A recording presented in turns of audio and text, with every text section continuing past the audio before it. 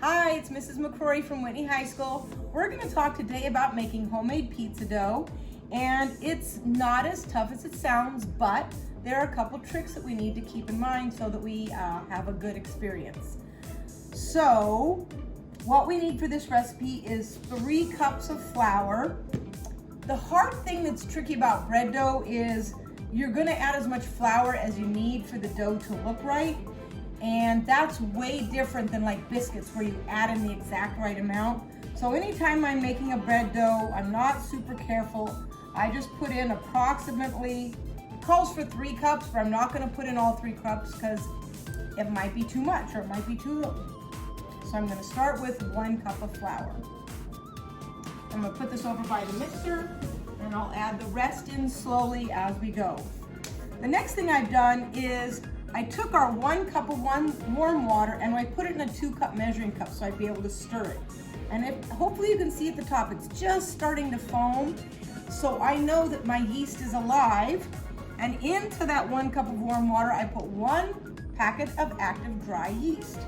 And you can buy your yeast by the packet, by the big container. You can buy rapid rise yeast. There's all different kinds. But today we're just using regular active yeast. This is super important. So with yeast, temperature matters. A lot of recipes, like this recipe says 110 degrees, and you might be thinking, oh, I have to get my instant read thermometer and I have to check and see what temperature it is. The main thing that I learned from the baking classes that I took is that you could even use cold water. What you can't do is have hot water because yeast is a living organism. So yeast needs 3 things to be happy. It needs moisture, it needs warmth, it's happiest at 80 to 90 degrees, and it needs food, which is sugar or carbohydrates. What we can't do is go over 115 degrees because we'll start killing the yeast. So a good trick to know if your water is warm enough, so let's say you put cold water in this, you put it in the microwave, and then you're at home cooking, you washed your hands hopefully, put your finger in. If it's too hot for your finger, it's gonna kill your yeast. If it's just nice and warm, that's fine. It doesn't have to be exactly 110 degrees. Warm just makes the yeast happy, so it does its job sooner. It's gonna make more carbon dioxide gas quicker for you. So that's the trick with the water. But we have our warm water here already with our yeast in it, stirred up and ready to go. The next thing we're going to do is we're going to combine the 1 cup of flour, the salt, which is important in making yeast breads because it controls some of the yeast actions, sugar, which is a little bit food for the yeast and a little bit for flavor. This is only 1 tablespoon of sugar, so that's not a lot. It's not going to be super sweet. And then we're going to stir in our dissolved yeast.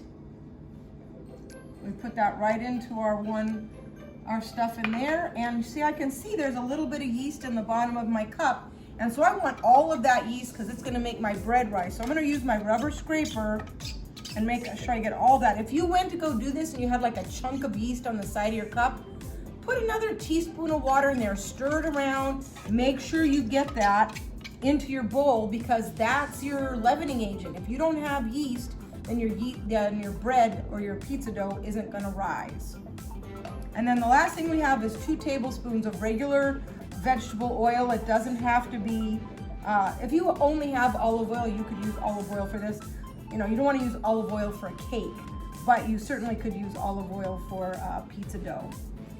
All right, clean as you go so you don't end up with a giant mess at the end. That's an important thing to always do. So I can wash those up in a minute. And now you can use a dough hook, but to be honest, I've been doing this for a long time, and when I have a small mixer and a small amount of dough, I really find that the paddle attachment works the best. It's gonna mix this up. It's gonna look almost like pancake batter. And then we're gonna start slowly adding our flour, a 1/2 cup at a time. Well, how do we know when we stop adding flour? You still want the dough to be a little bit sticky. You just don't want it to be super sticky. For me, when I'm using the KitchenAid mixer, my rule is that when the dough is all stuck to the paddle and the inside of the bowl looks clean again, and then you know, don't add any more flour. Stop, and now it's time to go to the counter and knead the dough.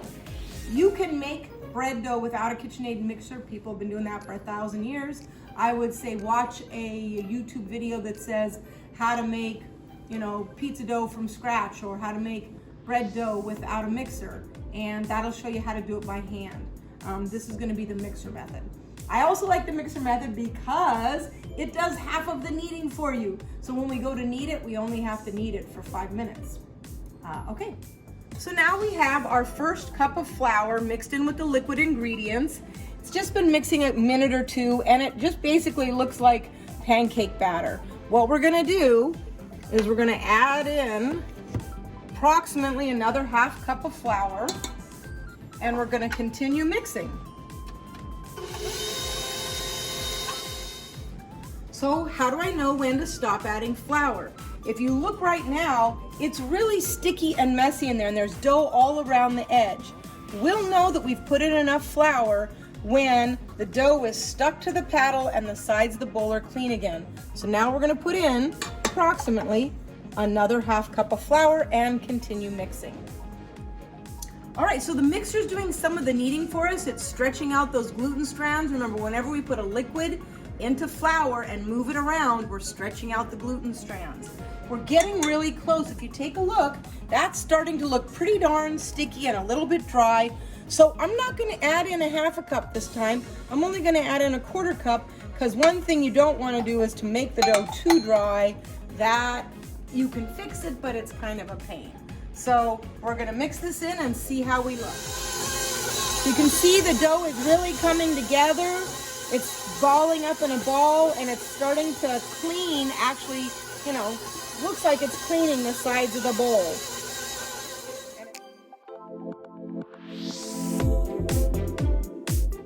So this is what I meant by all of the dough is stuck to the paddle and the sides of the bowl are clean. Not perfectly clean, but they're certainly not a sticky mess anymore. So we're gonna get a little bit of flour out here on our counter. Remember, we don't put our hands in the flour bucket so we don't contaminate it. I can just make a nice little pile of flour right there for now. I can take my flour, and I wanna put just a light dusting on the countertop. I can pick up most of my dough, get some flour on it. And then I'm not using my hands, because remember, this is still sticky. We want it to be sticky. If this was not sticky at all, that would be way too dry, and it wouldn't be tasty, wouldn't be good. So we're gonna get this as cleaned off as we can. Remember, we don't wanna ruin our sponges at home any more than I like it when you ruin them here at school. So take a paper towel and just wipe off any extra dough before you put this in the sink, so it doesn't make a big mess for someone at your house. So that's gonna, again, clean as we go. There's a little bit of dough in the very bottom. Just gonna use my scraper to get that out. And also, when this dries a little, I'm gonna use my scraper to get the rest of that dough out of the bowl before I put this in the sink. Just set that there for now. Take a little bit of flour, put it on top, get flour on both of my hands, and just kind of move it around a little bit. Now, we have to knead the dough. Remember the mixer method, the mixer did half of our kneading. Kneading is where we stretch out the gluten strands. We have to do half of it now, about 5 or 6 minutes. So how do you knead dough? Literally, we fold the dough in half, right? Normally your hand isn't there. I'm just showing you that it's basically fold the dough in half, then we push, then we turn. So what I say is, in class, is pull, and when we pull, we're folding it in half, push, turn. Pull, push, turn. Pull, push, turn. Pull, push, turn. And when you go to turn it, if you feel it sticking on the countertop, then it might be getting a little bit sticky. We don't want a ton of flour, but let's put a little more flour underneath. Pull, push, turn. Pull, push, turn. And then after a while, when you've been doing this for a couple of years, you can go really nice and quick, and you're gonna get a really nice smooth dough. So come back in 3 or 4 minutes and I'll show you how it looks. All right, so I've been kneading this for about 5 or 6 minutes. What's nice is I don't really need to put any more flour. Unless it's really sticking to your hands at the counter, don't put a lot of extra flour, just the tiniest bit, because you're actually putting more flour into the dough if you have a lot of flour on your counter. Note, I have almost no flour, just a teeny tiny bit on my hands. All right, so how do we know when we're done kneading the dough? Well, number one, it'll be nice and smooth. It's a nice, smooth, finished product, right? The other thing you can do is called the window pane test. So you pull off, get a little flour on my fingers, you pull off a little piece of dough. And when you pull the dough out, it'll stretch and be nice and stretchy instead of ripping. And the other thing you can do is you can look up, and if you see spider webs, then those are actually the gluten strands. So come on over here and I'll show you. Can you actually see through there? Yeah, so those webs are the gluten strands. So you know you did it, you made gluten, and it's ready to go. And this dough can now either, you got a couple of options.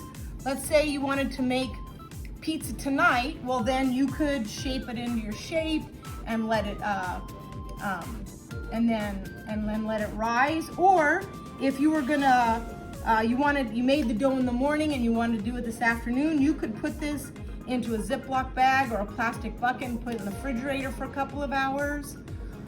The other thing is we want to let this rest or rise. When this is rising, it doubles in size. And when it does that, the yeast is actually inside of the dough, eating the sugars and giving off the carbon dioxide gas as part of its life cycle. And so the gas pushes on those gluten strands, and that's what makes the dough rise up. So with a traditional mixing method, we would let this sit in a warm place. You could even reuse this same bowl. If you don't want to have extra dirty dishes, spray a little spray oil in there, set it in there for 45 minutes to an hour in a warm place, and then it would poof up to here, and then you could push it down, and then you would stretch it out and put it on your pizza pie pan, or you could even just use a rectangle cookie sheet. And we have a recipe online for sauce, homemade sauce. It's really easy, or you could use any kind of a marinara sauce. Put your toppings, your cheese, your olives, whatever your family likes, and then you would have delicious pizza. It's not hard at all.